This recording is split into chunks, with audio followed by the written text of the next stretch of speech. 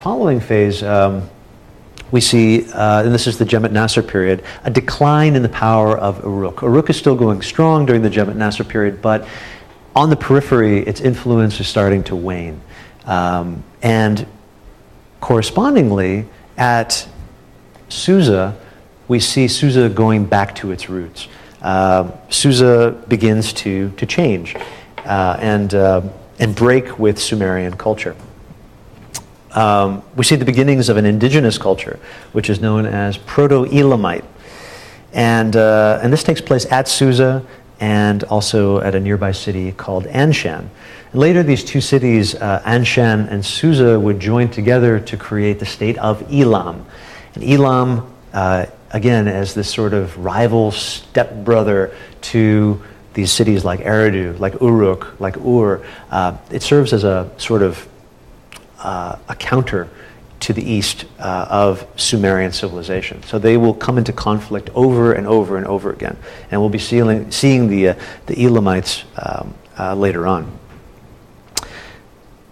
That said, Elamite is a language that was spoken during this time. It developed alongside Sumerian.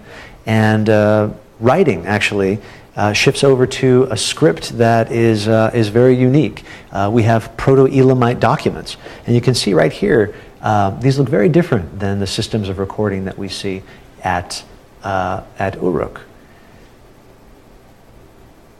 By the Susa III period, around 3100 to 2900, the script has changed quite a bit, and it's radically different.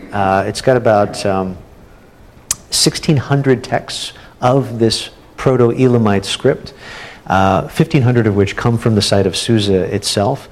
And it's very interesting because this is actually one of the last undeciphered ancient Near Eastern languages. There's actually a project that was announced last year at Oxford. Dr. Jacob Dahl announced a project because this language has gone undeciphered for such a long time. He's launched a project where he's using the internet now to crowdsource translation. And so he thinks that by putting all of these texts online, there'll be all sorts of discussion, and the process of cracking these codes and these languages, which can take years and years and years, can be sped up. So he's hoping within the next 2 years we'll be able to actually read Proto-Elamite through the power of the internet. So you can actually take part in this if you're interested and you want to see these Proto-Elamite letters. And actually, there's a good history of this too. We'll be coming to Linear B, which is a language that was untranslatable until the 1950s. And the guy that translated it was a novice code cracker, and his name was Michael Ventris. So there's a good history of people cracking these puzzles and being able to finally read these ancient texts. Unfortunately, sometimes it's really boring. When Michael Ventris translated the Linear B tablets, he found they were just lists of objects. They were receipts from a temple, and that's interesting, but it wasn't anything groundbreaking.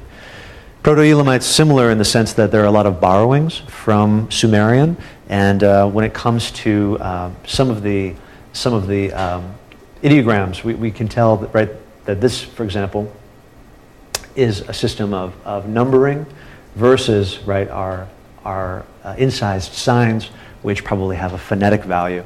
But some of the signs are borrowed, so we can tell, for example, that this is most likely a receipt for receiving goods or services. Elam, in addition to tablets, or during this Proto-Elamite period, there are a number of fantastic pieces that come from the city of Susa. Among them is this wonderful lioness. She's carved of white magnesite, and I know she looks huge here, especially since she's kind of doing this Arnold Schwarzenegger pose, which is just really, really cool. Again, you're seeing an animal acting like a human, and this is something that we saw in the early Susa period, during the Susa I in those cylinder seals.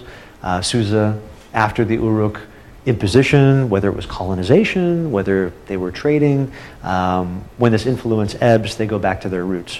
They go back to their iconography of old, these animals acting as humans. And this is actually a very small piece. It's actually only 3.5 inches tall. And it has a combination of traits. It's anthropomorphic. That's the term I was looking for. It's it's portrayed in a human-like way. This piece is important for a number of reasons. It's very unique. It is, again, shifting towards that naturalism that we saw at Uruk. You can see the musculature is very, very unique. And it was one of the only pieces to be in private hands. It's actually still in private hands. This piece was, for being a masterwork of the ancient world, the fact that it was in private hands meant that it could be bought and sold. And in 2007, this piece went up for auction at Christie's. And again, it's really small. And granted, it's important. How much do you think this piece sold for?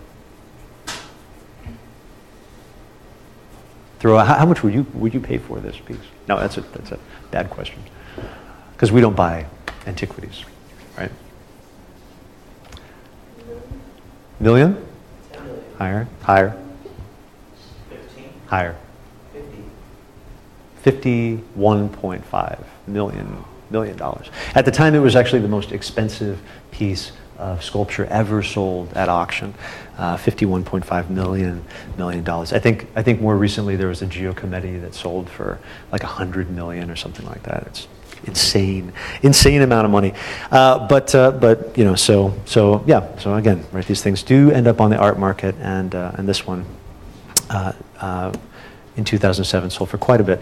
The other examples, we have this kneeling bowl, which is actually in silver, and it's from the Susa III Proto-Elamite. Actually, I think this is a little bit later, to be honest. But you see a continuation again of those anthropomorphic images of animals acting as humans.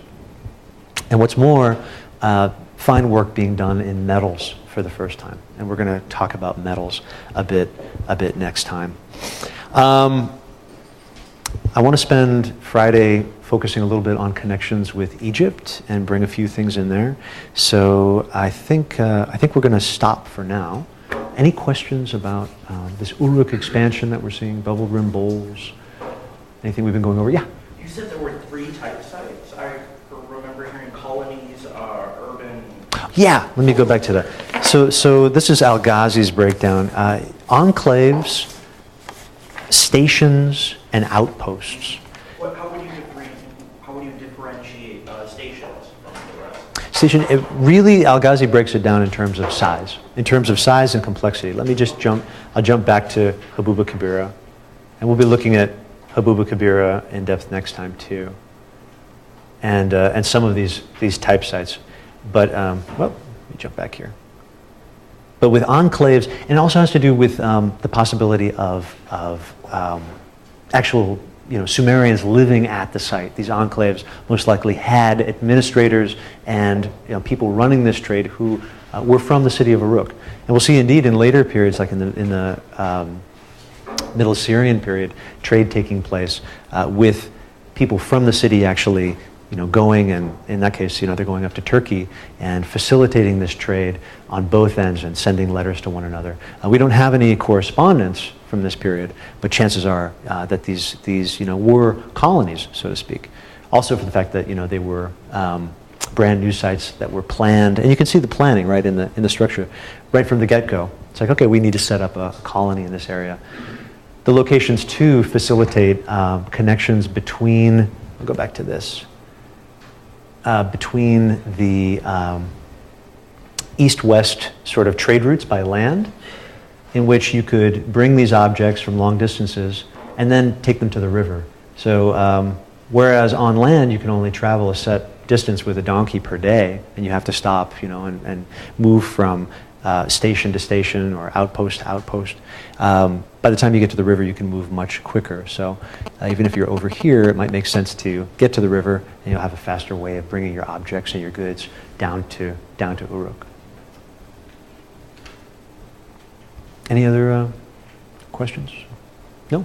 All right, so we're going to keep looking at this system. We're going to look at some more of these sites, and actually tomorrow be able to tie it all in together with Egypt again, in the very, very far western periphery of this Uruk expansion. So I will see you guys then.